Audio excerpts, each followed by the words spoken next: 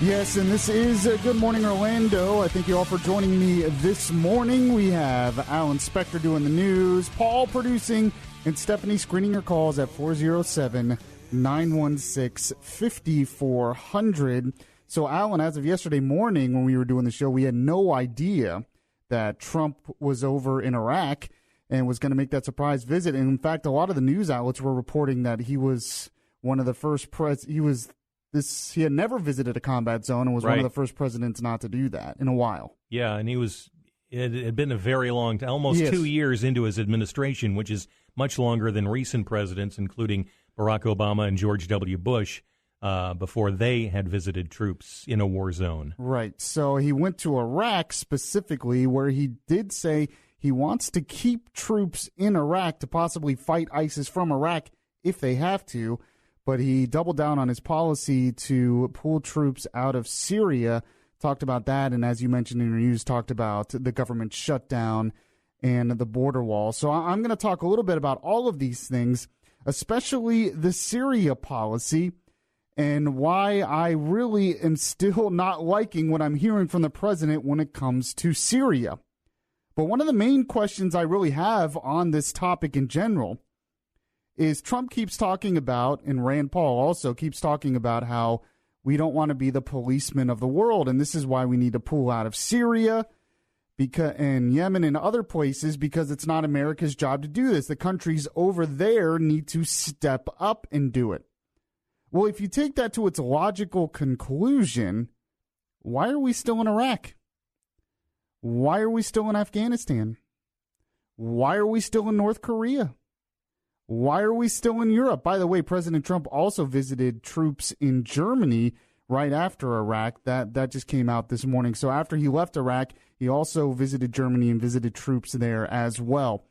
I want to know, do you think we should pull out of all of these places or not? 407-916-5400. You can text to 23680 where standard message and data rates apply. I'm going to talk about as well the things I liked from Trump, some of the things he said in a speech to the troops that I really liked as well. It is 6:07 here on Good Morning Orlando.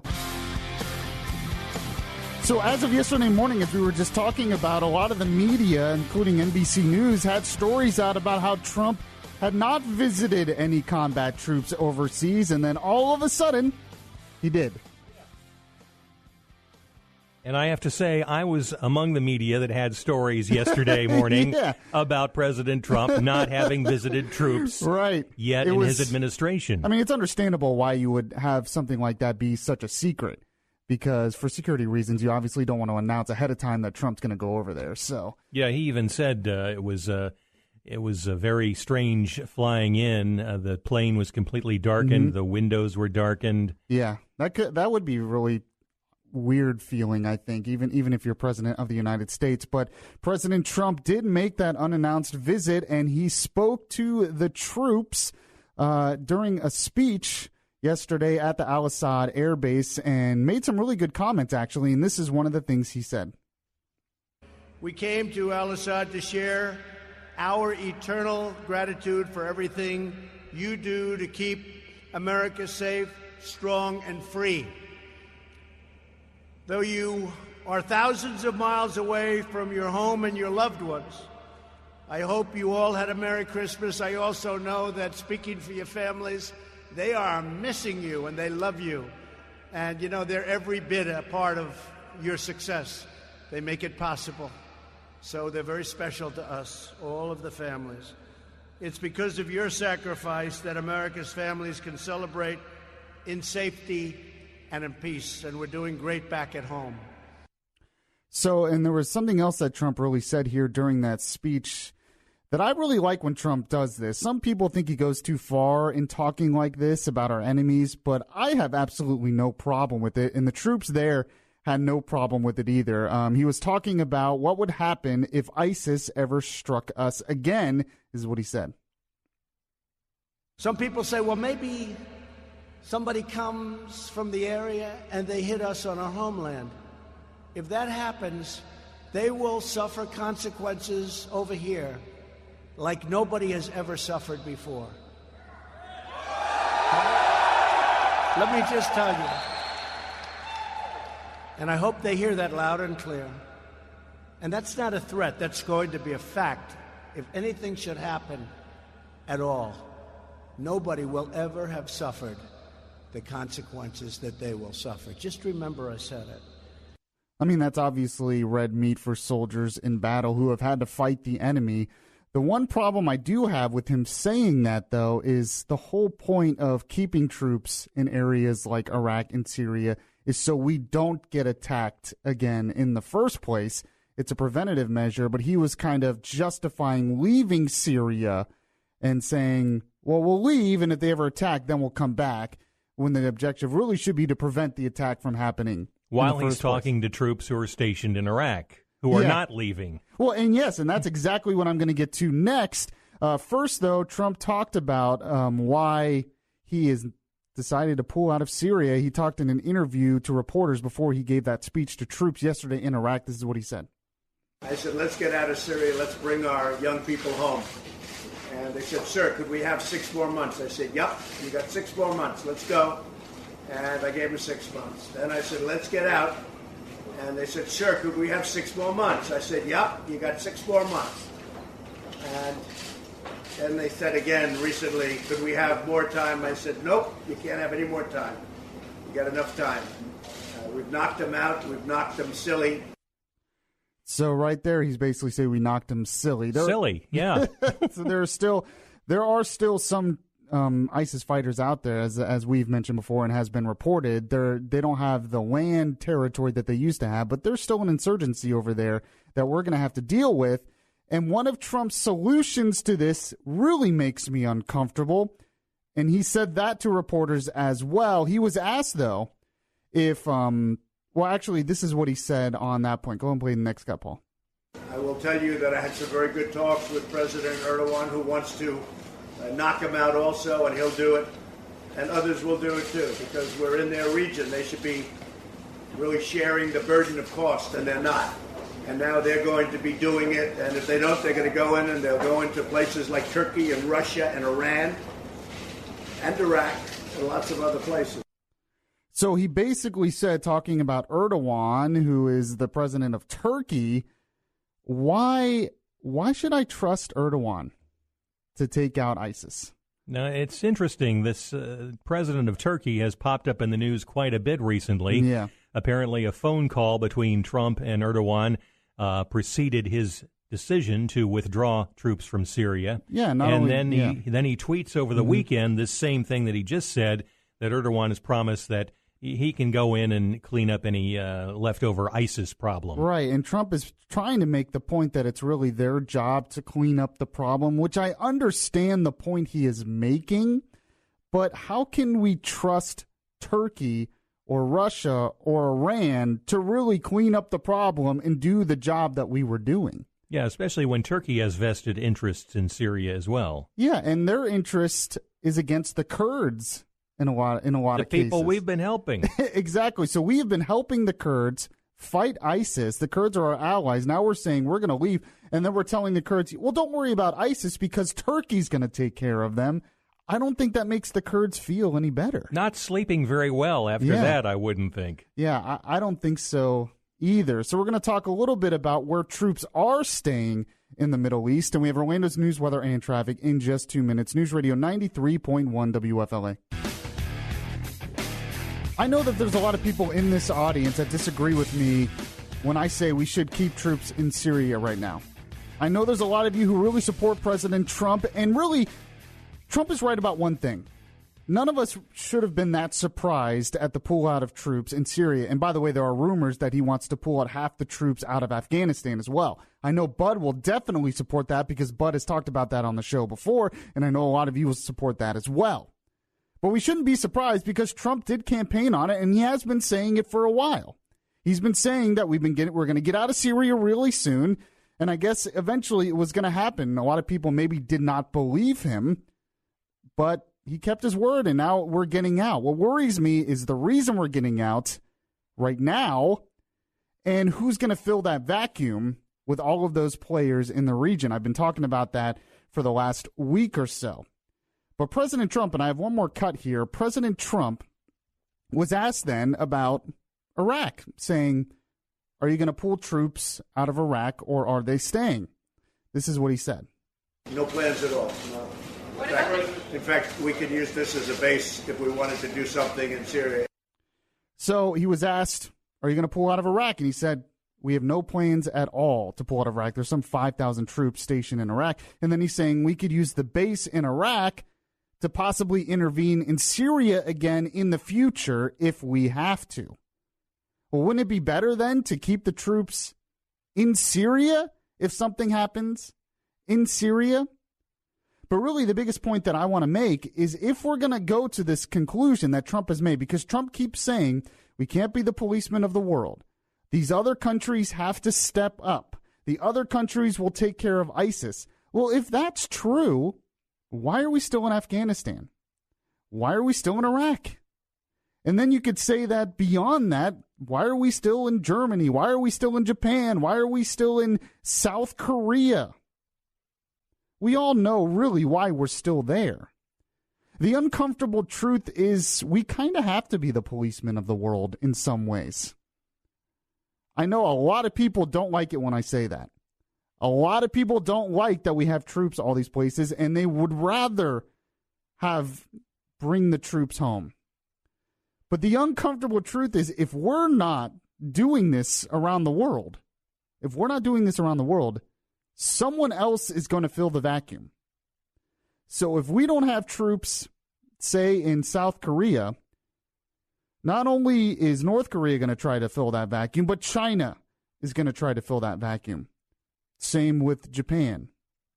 If we don't have troops in certain places in Europe or Syria, you're going to have Russia try to fill that vacuum. And it goes on and on and on in different places in the world.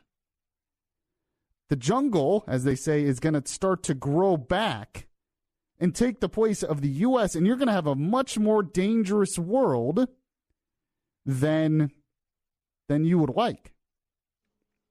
That's sort of the uncomfortable truth that no one wants to talk about. Now, a lot of people will say, and maybe you'll say this as well, Paul, who cares? Well, no, actually, I was thinking you see that right now evidenced in Africa.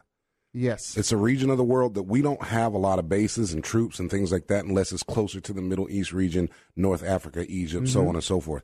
But in other areas of Africa, in the Sudan and Chad and Nigeria and places like that, China has moved in like gangbusters. Mm-hmm. And Russia is trying to get an influence in Africa as well. Absolutely. And they're starting to take over the resources and the ports and all types of things in that area. And the reason why they're doing it, it's really actually a good point that you bring up with Africa. The reason why they're doing it is Africa is the next China and India. It sure is. There's so many natural resources there and so many people there. And if they can be introduced to the world market and they can be introduced to capitalism, you're going to have a booming economy all over that continent. And do you want that booming economy all over that continent to be controlled by China and Russia? We say, oh, well, we don't need to get involved. We can't do that. We have to worry about stuff at home. And then all of a sudden, China and Russia have taken over much of the world. The uncomfortable truth is, I believe we kind of have to be the policeman of the world in a lot of situations. How else do we protect the free trade of the world? And then the world's so much smaller that if we don't have true presence, say, in like Syria, then it's going to be harder to protect ourselves here. All right, we have Alan Spector, who's going to come in at the bottom of the hour to update the latest news, including that surprise trip to Iraq by Trump. And then we have Joan Doniger with the Bloomberg Business Report. It's 6:29 here in Good Morning Orlando. So before I get into the top news stories of 2018, according to a new poll, I did get a text, and you can text it 23680 with standard message and data rates apply. One texter did ask a pretty good question, actually. Said, is there a good reason why you are not mentioning or reporting that President Trump was accompanied by his wife, Melania? Says, it seems to be historic, and you may want to look into it. I think you did mention that Melania was there, but if we forgot to mention, Melania did accompany President Trump yesterday. I did not mention it. Oh, okay. However, she was there. I can confirm that. And I will say that it is somewhat historic because it has been a while, but Hillary Clinton did visit a war zone once when Bill Clinton was president, and Laura Bush visited war zones several times when George W. Bush was president. So it's not the first time this has happened. Eleanor Roosevelt is the most famous example. She visited war zones, under FDR. But we'll credit Melania with making this visit. Oh, yeah. So Melania was there, and she did actually speak for a few minutes to the troops as well.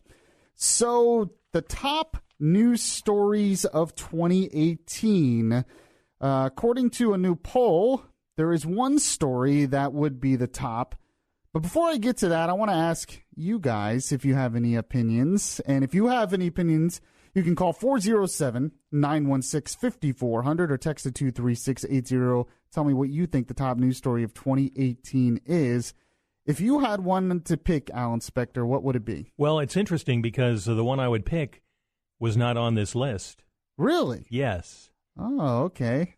Go ahead. Now, the number one choice was a summit with a world leader, but it's not the one I'm thinking of. I'm thinking of the Helsinki summit with President Trump and Russian President Vladimir Putin, where the president said he was convinced by Putin that Russia did not interfere in the 2016 election. And then had to take that back the next day. Yeah, explain. When he said would, he meant would not, or something like that. Yeah. But that was quite a huge story at the time. That was a big story. And I'm surprised it was not on this list. Yeah, what do you think? What do you think, Paul?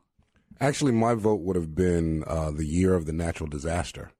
We had so many major natural disasters that came through, not only our country, but around the world this year. It seemed to have quite a little uptick, in my opinion. Okay, so I don't think that made the list either, but this is a poll that was done by The Hill, so these are more focused on political things.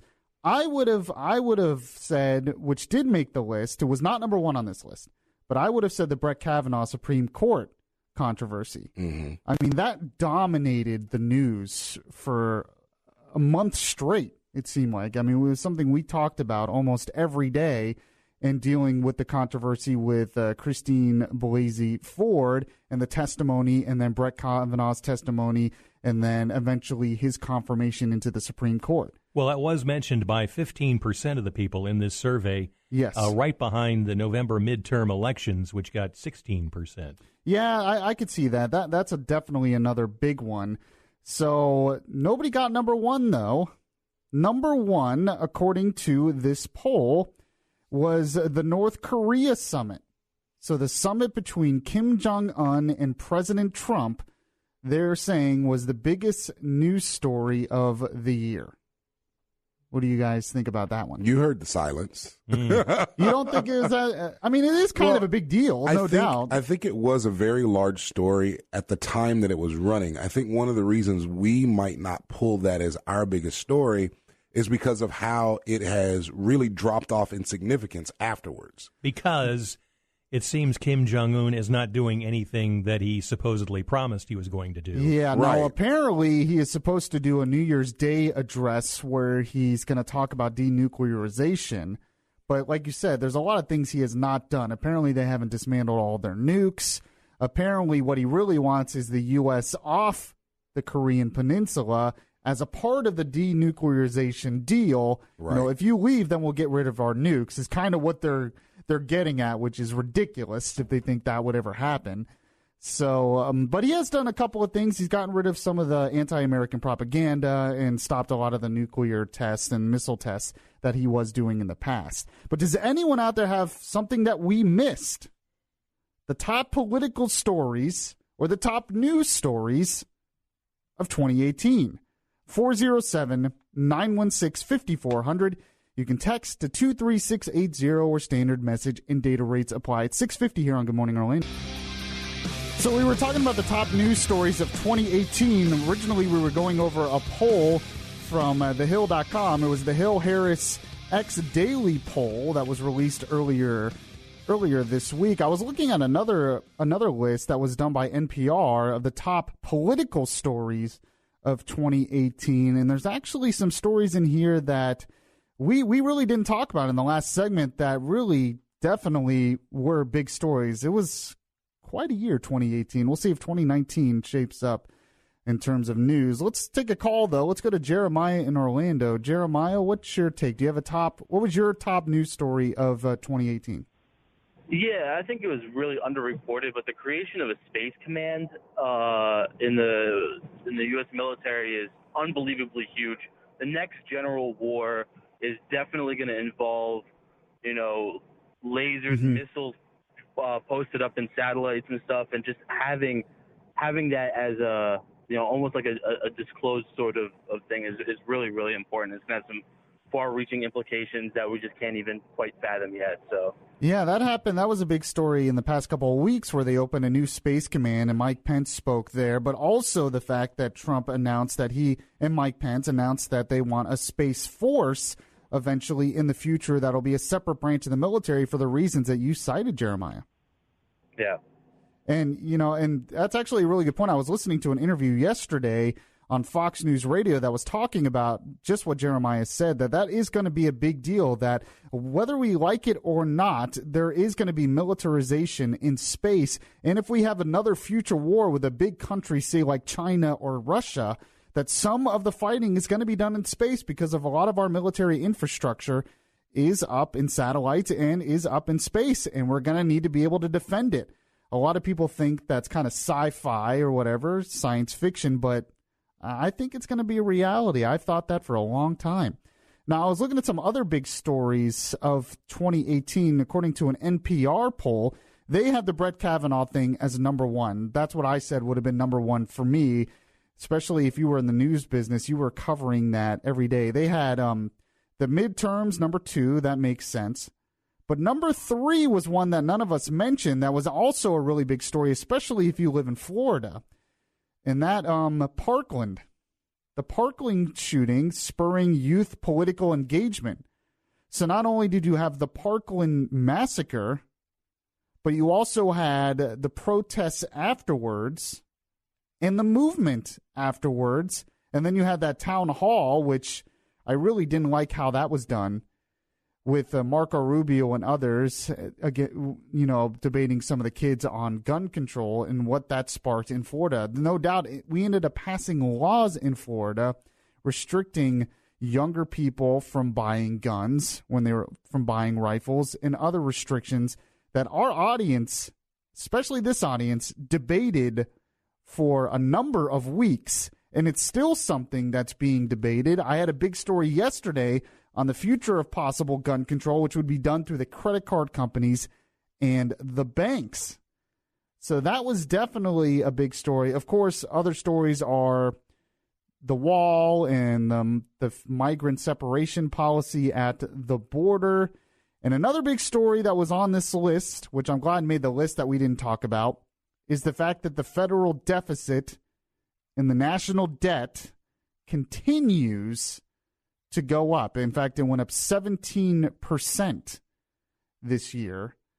National debt? What's that?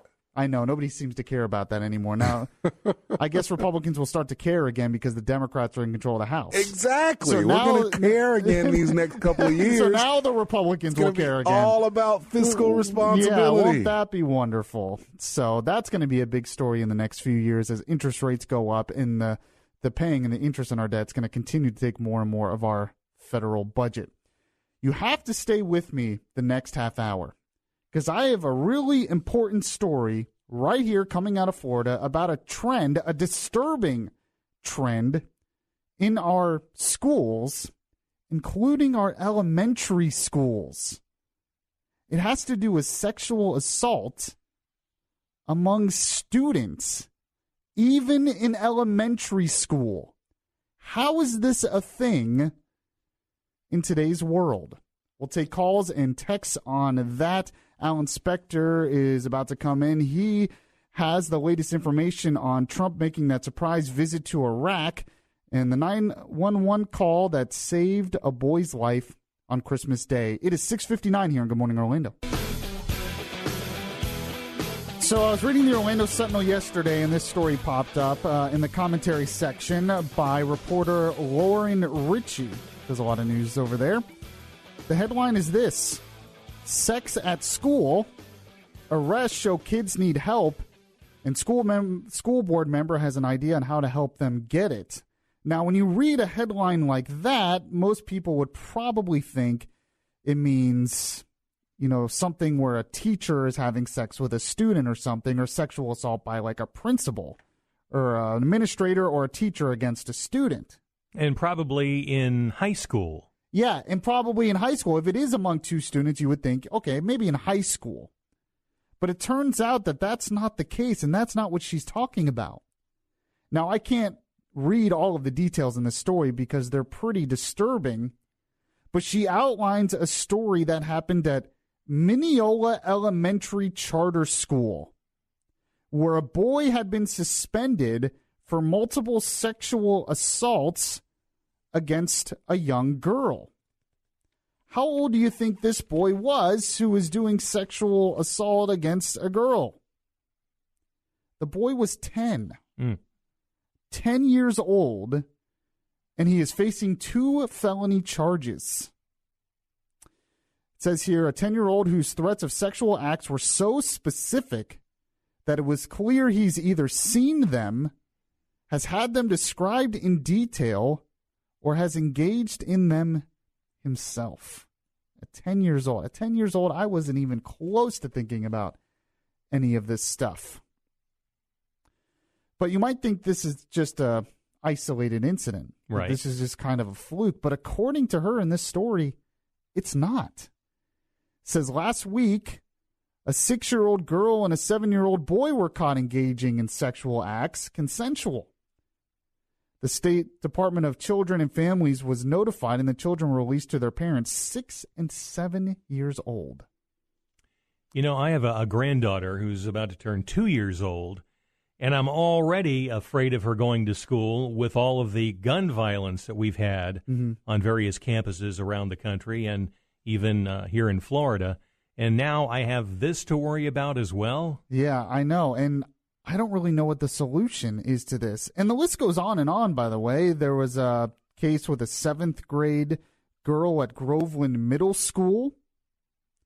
I actually looked at the Sun Sentinel as well, and there was multiple other cases by teens and really young girls, some as young as 8 and 9 years old, who were either sexually assaulted by other students or participated in consensual sexual acts as young as 8 years old. You can't possibly really understand that unless you've seen it.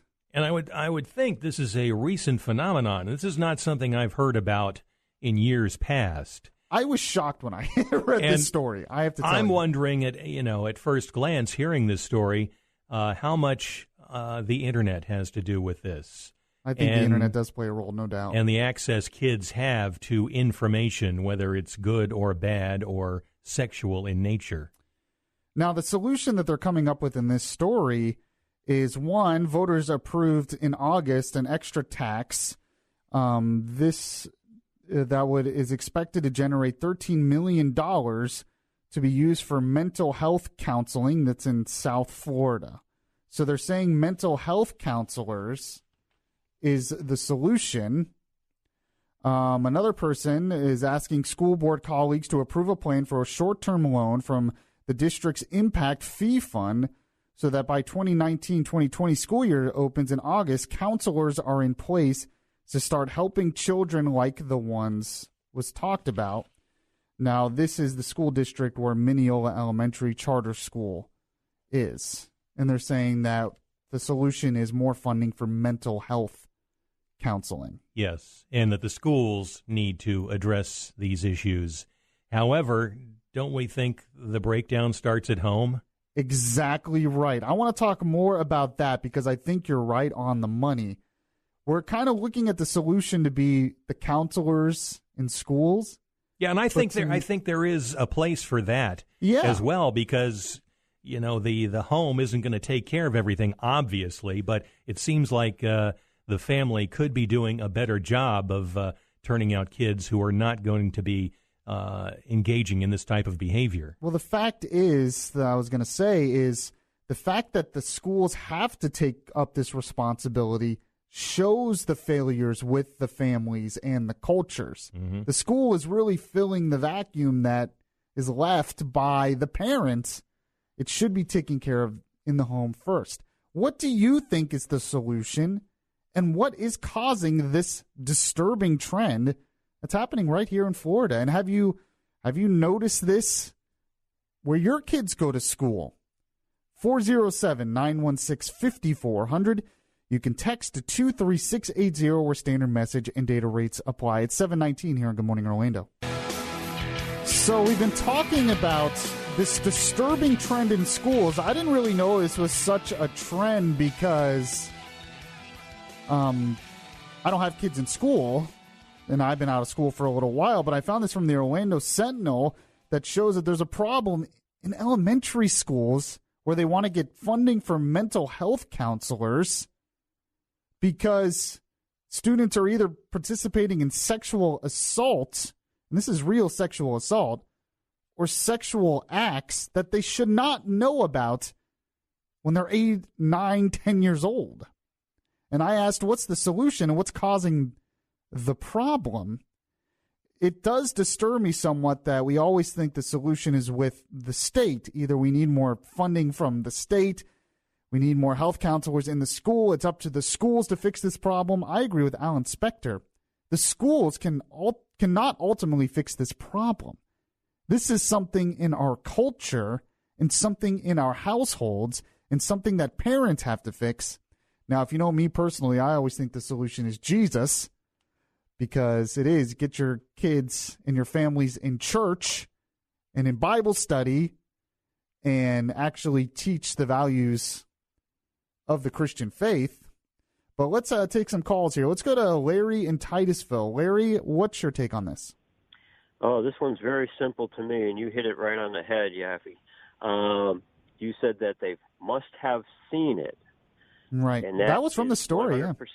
And that's 100% true. And I'll bet if you check every one of these kids that you've mentioned that have these issues going on, they have a cell phone.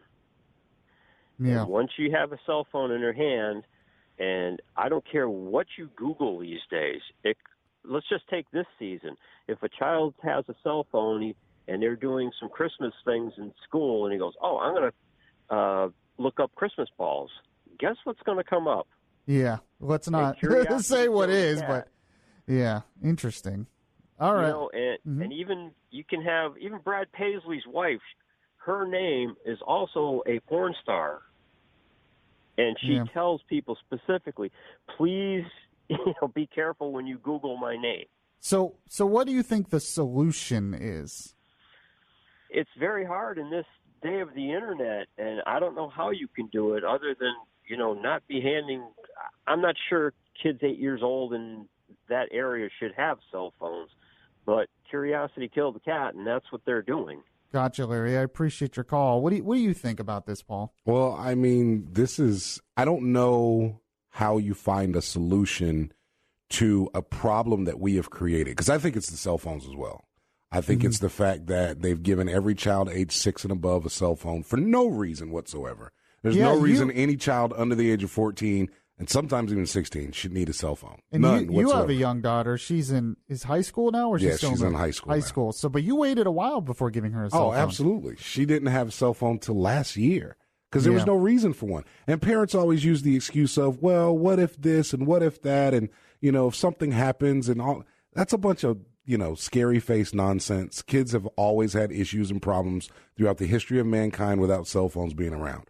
But once you introduce this unfiltered access to everything in the world, and the curiosity gets running, or just their ability to take pictures of each other and send it to each other, that's part. And I don't know that there is a solution to something that, moms aren't going to stop giving their kids cell phones. They're just not. It's funny. They use the excuse that it's a safety thing. I think they use it more as a babysitter. It's absolutely a babysitter. I see it all because the time. The safety thing, I had a parent that said this to me one time when they found out that I didn't give my daughter a cell phone. And they were like, well, what if something happens in the school? Well, every teacher has a phone. Every classroom has a phone. They've always been able to use phones when something happened in the school before. I didn't have a cell phone in school. Like that's always been something that happens. So it's not necessary, but it's where the problem is. Yeah, I agree. Let's go to Robert in DeBerry. Robert, what do you think about this? Morning, Mike. I haven't read the article, so I can't speak to the details or the specifics. But I do know, too, that in this day and age, there's hypersensitivity. When I'm 50-plus years old, and I remember being in elementary school, and during recess, the girls were huddled together and the boys were huddled together, and you would chase each other around and kiss them on the cheek and run away and giggle and laugh. And some of the girls got, offended and cried and everything. But it wasn't the end of the world. Now today, they label that as sexual assault. Well, Robert, I want to say usually I would agree with you, and I think there is some of that.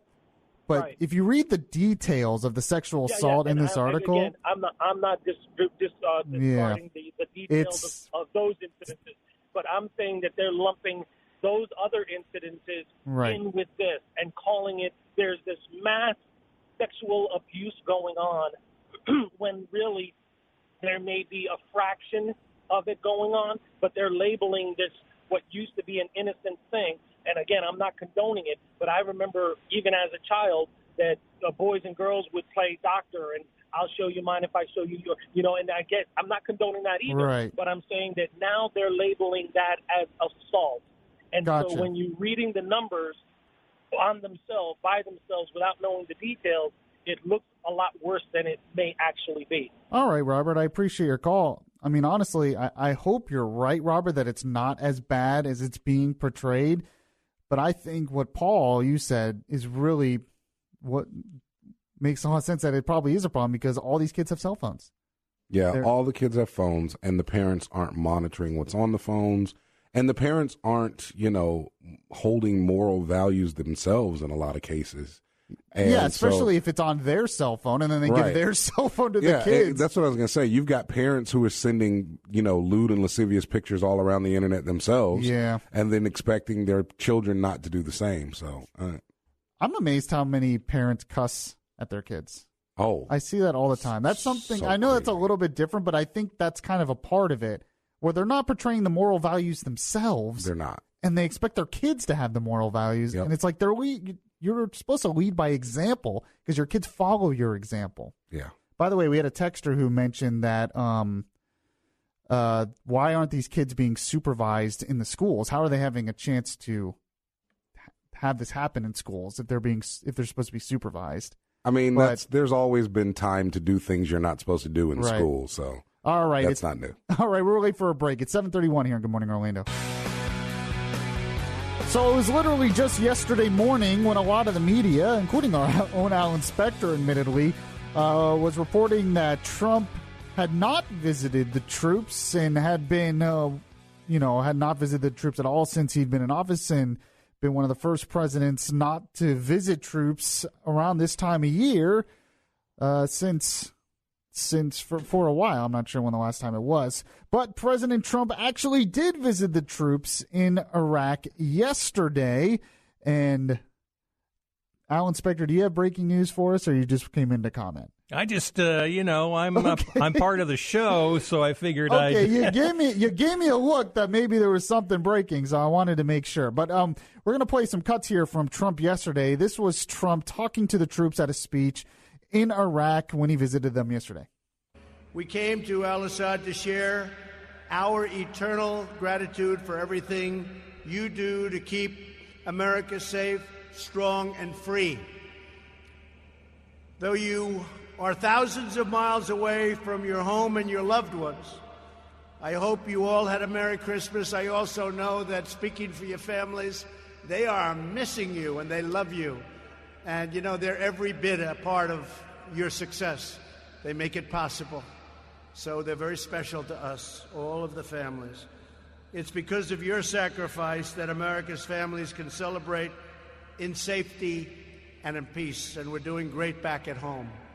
All right, and then he talked about what would happen if ISIS or any terrorists struck us on the homeland. This is what he said.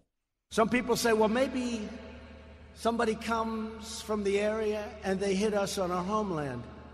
If that happens, they will suffer consequences over here like nobody has ever suffered before. Let me just tell you. And I hope they hear that loud and clear. And that's not a threat. That's going to be a fact. If anything should happen at all, nobody will ever have suffered the consequences that they will suffer. Just remember I said it. All right. President Trump also took the opportunity yesterday to answer questions on his pull out of troops out of Syria. Here it is. I said, let's get out of Syria. Let's bring our young people home. And they said, sir, could we have 6 more months? I said, yep, you got 6 more months. Let's go. And I gave them 6 months. Then I said, let's get out. And they said, sir, could we have 6 more months? I said, yep, you got 6 more months. And then they said again recently, could we have more time? I said, nope, you can't have any more time. You got enough time. We've knocked them out. We've knocked them silly. All right, but then President Trump also addressed what would happen with ISIS, that the remnants of ISIS that is still left in the region. This is what he said. I will tell you that I had some very good talks with President Erdogan, who wants to knock them out also, and he'll do it. And others will do it too, because we're in their region. They should be really sharing the burden of cost, and they're not. And now they're going to be doing it, and if they don't, they're going to go in, and they'll go into places like Turkey and Russia and Iran and Iraq and lots of other places. All right, and then he was asked whether he had any plans to pull troops out of Iraq. No plans at all. No. In fact, we can use this as a base if we wanted to do something in Syria. So there you go. He basically defended his plans to pull out of Syria, but also says that they will be in Iraq just in case anything happens. But ISIS has been knocked silly. Yes, so ISIS has been knocked silly. I'm picturing ISIS members staggering across the desert cross-eyed now. Oh, they are. Having been knocked silly. They are. You didn't know? You haven't seen the pictures? No, I have not seen that video. But the basic problem I have with some of what Trump is doing here out of pulling troops out of Syria is it seems like he looks at everything as a business transaction. That, oh, well, they need to pay more of the costs. He keeps using those terms, that other countries need to pay more of the costs, and we're not going to be taken advantage of, almost like he thinks of it as an unfair trade deal when dealing with a lot of foreign policy and military activity. But couldn't he use withdrawing troops as leverage to make a deal, saying, hey, I'll stay if you do this. If you leave, you're going to need to do this? Well, that's true. I'm just kind of uncomfortable with the idea of looking at foreign policy as business transactions because it's not really how foreign policy and military works. He's a businessman. Well, exactly right. We did elect a businessman, so I understand why he looks at that, but sometimes I'm a little uncomfortable with that. All right, we have the Rush Morning Update and Orlando's news, weather, and traffic in just 2 minutes. Stay tuned. And this is Yaffee filling in for Bud here on News Radio 93.1 WFLA FM. You, of course, can still get us on AM 540 and on the iHeartRadio app and all of your smart devices. I know a lot of you probably got a smart device for Christmas of some kind, a Google Home or an Amazon Echo. You can listen to us there as well. So in the next half hour, I have to get into this story. It actually broke last week, but I hadn't had a chance to talk about it yet. We all remember the case of the cake shop owner who refused to make a cake for a gay wedding. We all kind of thought this was settled. The Supreme Court had said that the Colorado Commission was too hard. Colorado Civil Rights Commission was too harsh on him. The Supreme Court ruled in favor of the cake shop owner. Well, it turns out that's not the end of the story. You know, there's a lot of people not happy with that ruling, not happy with the cake shop owner being able to refuse a specific kind of service. So there's an update on this story as someone else wanted a specific kind of cake made, and it's creating controversy again. Now, we'll get into that, and I'll say why this is all happening. Of course, Alan Spector is joining me in the studio. He is going to talk about Trump's surprise visit to Iraq and the 911 call that saved a boy's life on Christmas Day. 7:59 here on Good Morning Orlando.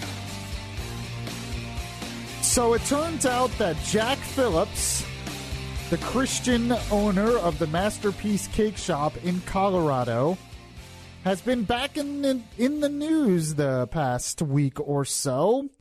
It's not getting a whole lot of attention, but I picked up on it, and I had to talk about it today, and we'll get your take on it as well at 407-916-5400. You can text to 23680, where standard message and data rates apply. Now, we talked about it on the show a lot when the Supreme Court ruled in favor of Jack Phillips, and what the Supreme Court basically said, that the Colorado Civil Rights Commission did not treat Mr. Phillips like they should and did not respect his religious freedoms and religious rights. So right after that happened, someone, a lawyer actually, decided he was going to try to get at the cake shop owner again. So originally, the cake shop owner created a whole bunch of controversy because he refused to bake and make a cake for a same-sex wedding. Said it was against his Christian beliefs, said there's other places you can go. I can make you any other cake in here. Because it's against my religious beliefs, I can't make that specific kind of cake, which I think he should have the right to do. Well, this time it wasn't a gay wedding cake, a same-sex marriage cake, but it was a so-called transition cake. What happened is a lawyer by the name of Autumn Scardina called Masterpiece Cake Shop, asking for a cake to celebrate the anniversary of his so-called transition into a woman. That is a transition from a man into a woman. Now, we all know what was happening here, right? This was an obvious setup. This isn't a guy who really wanted this. This was a guy who heard the Supreme Court ruling and was mad at him and mad at the ruling and tried to get him in something else. Now, of course, Phillips, the owner of the cake shop, politely declined, as was expected. And of course, the lawyer, Scardina, immediately contacted the Colorado Civil Rights Commission and declared that it was a human rights violation that had occurred. Now, I originally heard this story from Matt Walsh, who writes for the Daily Wire, and he also has a podcast. And he talked a little bit about this on this podcast, talking about the lawyer who did this setup, and I have to agree with him 100% on what he said here, so I'll play it for you. This is what he said. Go ahead, Paul. On that particular day, he calls, and he calls, obviously, for the express purpose of being denied. He wants to be denied the cake. There clearly is no other reason to tell a baker that the pink and blue cake is meant to celebrate a gender transition. There's no reason to do that. And of course, a cake to celebrate a gender transition, which happened, by the way, years ago, is a bizarre and arbitrary occasion for a cake anyway. But if for some reason a person really did want a cake for that purpose and genuinely felt the need to announce it to the person behind the counter at the bakery, there's no legitimate or honest reason to choose the one bakery in the whole country that's famous for having qualms about these kinds of things. So Scardina, the lawyer, is a bully and a harasser and nothing more. No rational person believes that his request was made in good faith. All right, so there you go. I happen to agree with him. I think this was all a setup. Now, there is a lawsuit that is going on against the Colorado Civil Rights Commission because, once again, that commission is going after the owner of the bake shop. So here we are again, the same story as before, but something different. Why is it that some of these people on the left, the LGBTQ community and others, are so insistent on going after this cake shop owner? Well, it's actually one of the things I was just sitting here thinking about a few minutes ago, and I was wondering, like, what is it to be gained in this fight? Like, what do you believe that you're actually going to gain or receive if you, quote unquote, win this fight? That's a good question, and I want to address that next. And we have Orlando's news, weather, and traffic in just 2 minutes. News Radio 93.1 WFLA. All right, so here is the latest when it deals with this Masterpiece Cake Shop owner. What happened was there was a lawyer who wanted a transition cake where he apparently a couple of years ago he transitioned from a man to a woman and wanted a cake to celebrate that and told the owner that's what he wanted. A birthday cake of sorts. A birthday, I guess, yeah, even though that's not what he said.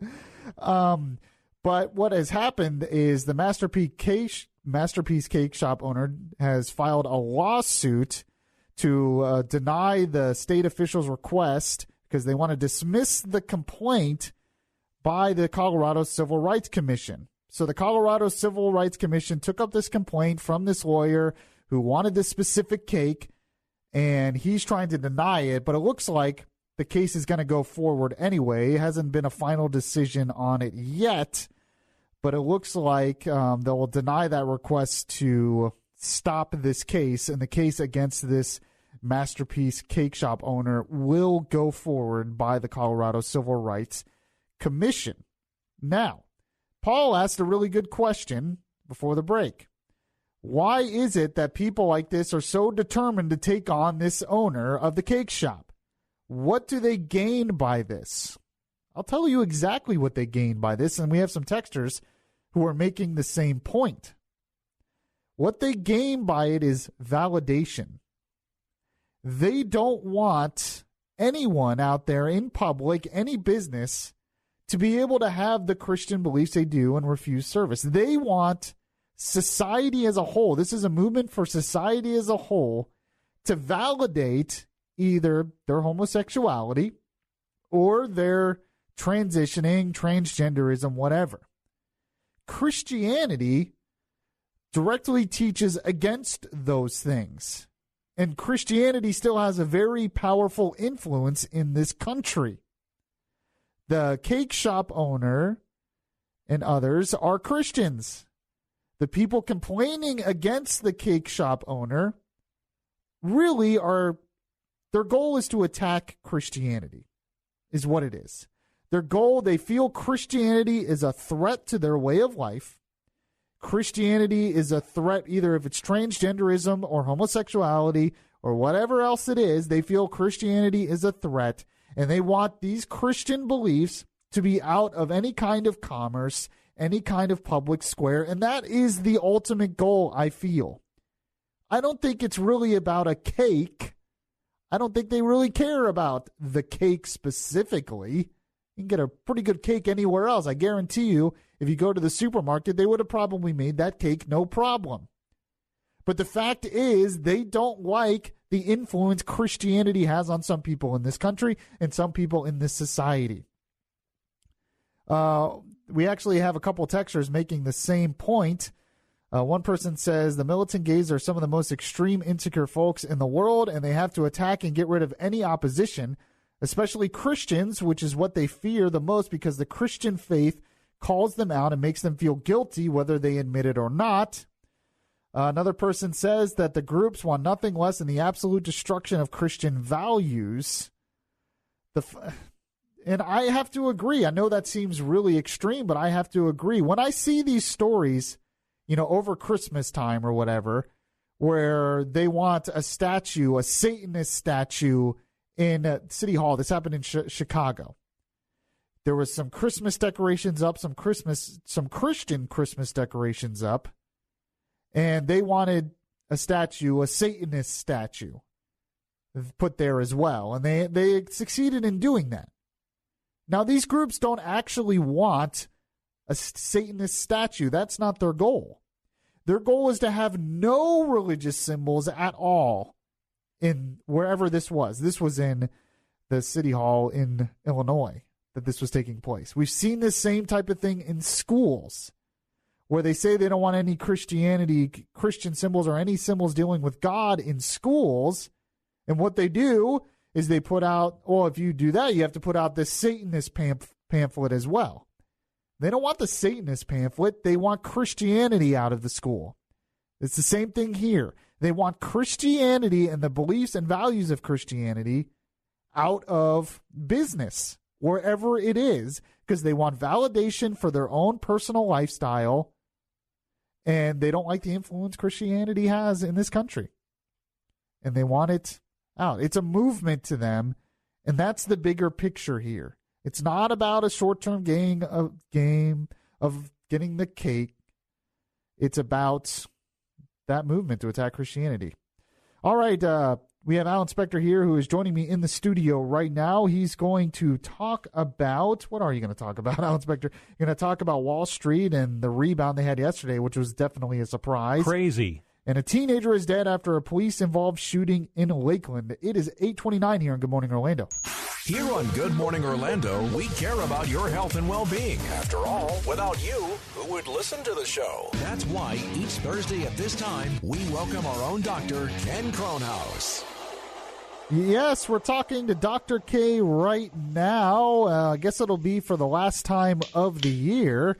And we're doing something a little different today, right, Dr. K? We're going to have you go over some of the healthcare trends coming for 2019, right? Exactly. Where are we going with healthcare? What's important? Where are we going to be? What are we predicting will happen in 2019? So you have a list of different things here. We'll try to get as much of it done as possible. But I was looking at the first thing on your list, and I could definitely understand why this would be a coming trend, especially with the opioid epidemic, and that's alternative therapies for pain management. Absolutely. One of the big stories of 2018 is that life expectancy in America continued to decline, and this was fueled by rising suicides and the opioid overdose problem. So there's hope for the new year, and the whole thing about individualized specific care is going to be a big topic. Personalized care, you're going to be hearing that buzzword in 2019, Michael. And what is going to fuel that is pharmacogenomic testing. This uses a patient's genetic makeup to predict an individual's metabolism of drugs, including some opiate-based drugs. Pharmacogenomic testing can be used to avoid adverse reactions and eliminate unnecessary and ineffective prescriptions, replacing them with more effective medications. In 2019, with increased access to genetic testing, pharmacogenomics is poised to make significant inroads into precision medicine and potentially end the opioid crisis. I feel like that would work beyond pain medicine, personalized drugs. Aren't they even using that for cancer patients? Absolutely. We're using it all over. We're using it in cardiology. We're swiping your cheek, and we're coming up with specific statins, which are better for you, specific blood thinners, which are better for you. It's here. The future is here, and you're going to see even more of this next year. Well, talking about the future being here, we all know artificial intelligence is coming to things like cars, driverless cars. But you're saying that next year it's going to start coming to healthcare. Absolutely, Michael. Artificial intelligence is helping physicians make decisions regarding care, analyze images of the body, and triage patients. Common uses of artificial intelligence in medicine will include virtual nursing assistants, administrative workflow assistance, fraud detection, dosage error reduction, preliminary diagnosis, and automated image diagnosis. Now, something Bud and I have talked about on the show before has to do with 3D printing, but we never really thought about it in terms of healthcare or medical devices. But you say 3D printing in healthcare is going to be a big thing next year. Absolutely. Utilizing 3D printing technology, Michael, medical devices can be matched to the exact specification of a patient. They're designed to be more compatible with an individual's natural anatomy. Devices modeled from patient-specific dimensions. They've shown greater acceptance by the body, increased comfort, and improved performance outcomes in patients who meet specific medical requirements. All right, and I want to skip down a little bit to some of the other stuff you have as one of the big stories of next year, and it's really been a big story of this year and it'll be a big story for the next decade, is the baby boomer generation is starting to age, and they'll need more health care, and it will be higher health care costs. Absolutely. I think you said it all. You know, the baby boomers, ever since they occurred after World War II, have affected culture in all ways. And now they're in their 60s, and as they get older, they're going to really demand more health care, and this is going to drive the need for more health care throughout the country. If you don't have a doctor, get one, because there's going to be even a greater doctor shortage, and their health needs of the baby boomer are huge. Burst in population is going to affect it all, just increasing demand, increasing health care costs, and we're going to have to all adjust to this. I was talking to someone recently who was a part of the baby boomer generation, and he had mentioned to me that he gets a free gym membership with his health insurance because they want to promote a healthier lifestyle. And you say that's one of the trends as well, that health insurance plans will begin to offer more discounts for lifestyle improvements. Exactly. I think in 2019, you're going to see more deductions in your rates as you agree and show your health insurer that you're living a healthier lifestyle, and you get your blood pressure down, your cholesterol, your weight, your blood sugar all down by improved lifestyle. I think you're going to appreciate it in your pocketbook, and you're going to have more insurance coverage for it. So we've been talking a lot about physical health in this segment so far, and that's definitely going to be the focus of a lot of trends for next year.